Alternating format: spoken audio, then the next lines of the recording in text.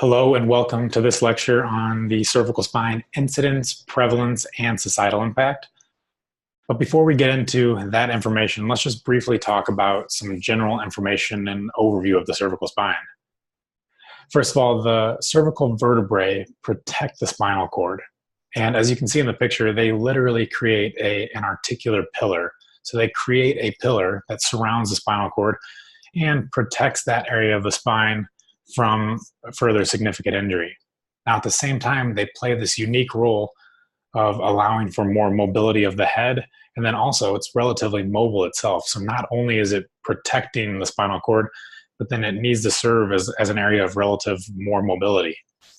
And as you can see in the bottom bullet point there, it provides both mobility and stability for the head while serving as an attachment for the relatively hypomobile thoracic spine. So thoracic, the word thoracic comes from the Latin thoracis, which means shield. So we have this bony shield that protects our organs, our heart, our lungs, and that area needs to be stable, just like a shield would protect anything. So then above that, we have the head and neck, and so the head's purpose is to be both mobile and stable. So it serves this dual purpose. With that, it is closely integrated with our sensory and vestibular systems. In my cash-based practice, I often give the example to many of my patients that I was working with this gentleman who was an Ironman athlete, and then he was doing some parkour after he had done 6 or 7 Ironman competitions. So he had just spent the previous decade of his life basically doing things in the sagittal plane, so swimming, biking, running hundreds of miles. And parkour, he had to do these rolling movements. So he almost relearned what we learned as children to roll over head over foot, or bring your feet over your head, going forwards and backwards.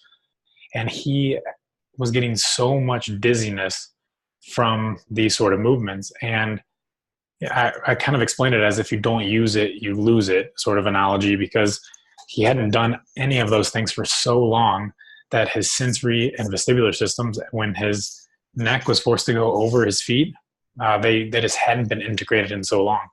So we worked on gradual exposure back to those things in order to get him pain-free. But it just shows the interaction between the cervical spine and the head, and then the integration of our balance system and our sensory system. And then lastly, it's the origin of the entire peripheral nervous system, as well as critical circulatory structures. So we know that the vertebral artery runs through the transverse foramen, so the processes that come off of the transverse process, and that alone is a unique feature of the cervical spine. And then we also have the carotid arteries and then the jugular vein. So all the oxygen that's going up to the brain and then the outflow down is going to go obviously through the neck.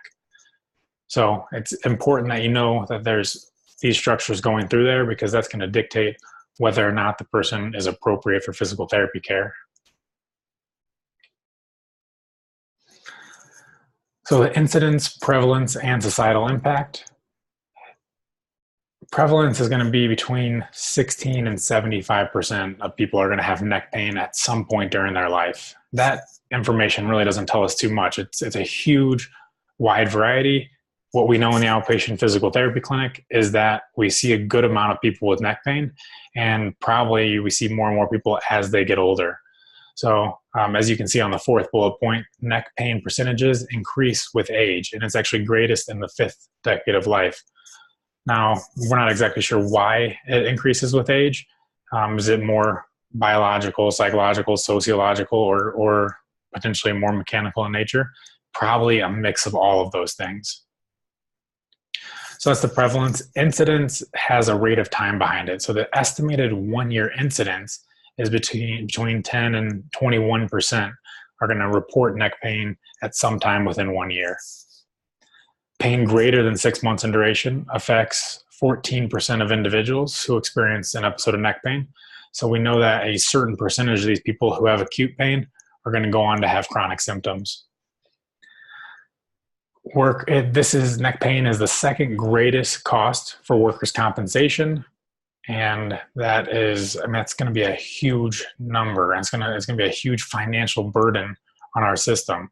So $20 billion are spent each year due to lost time at work simply for the headache portion of it. So we're not even talking about necessarily whiplash or cervical radiculopathy, but we know that it has a huge burden on our workforce and that many people are becoming disabled from neck pain, or at least temporarily disabled.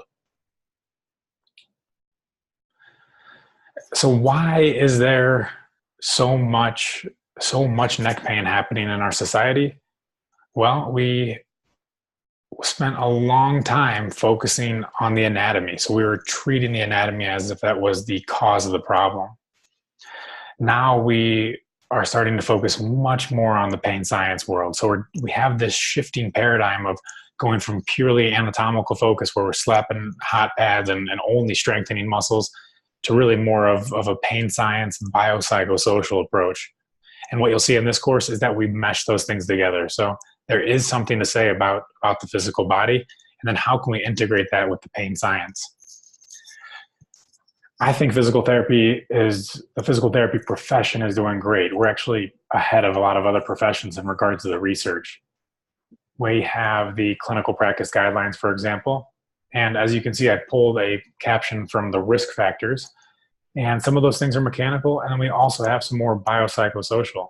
So as people who are cyclists as a regular activity, likely that prolonged position does cause extra stress and strain on the neck. So if you're only finding yourself in that position without giving counter movements, that is likely an indication for having some neck pain. But then also we have a worrisome attitude, poor quality of life, decreased vitality, all of those more biopsychosocial aspects we know contribute to neck pain too. So we're in the middle of a shifting paradigm, and our goal is to bring those things together. So why review the anatomy? We just talked about the importance of pain science, which is really this top-down approach. We no longer view the pain response of neck pain as being going from here up. We know that the nociceptors are giving information to our brain, but then the brain interprets the problem. So why even review the anatomy?